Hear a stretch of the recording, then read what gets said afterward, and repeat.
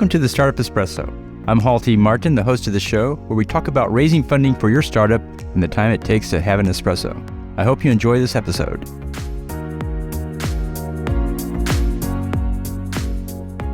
Hello, this is Hall T. Martin with the Startup Funding Espresso, your daily shot of startup funding and investing.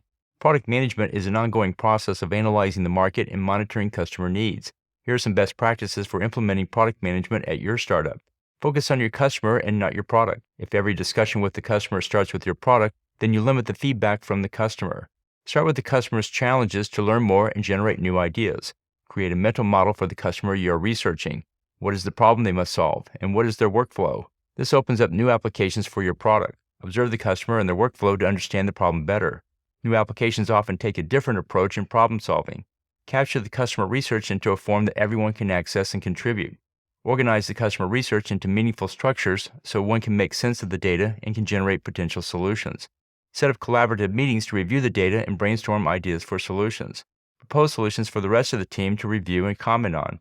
Involve the entire organization in customer research to get the best ideas. Thank you for joining us for the Startup Funding Espresso, where we help startups and investors connect for funding. Let's go start listening to today.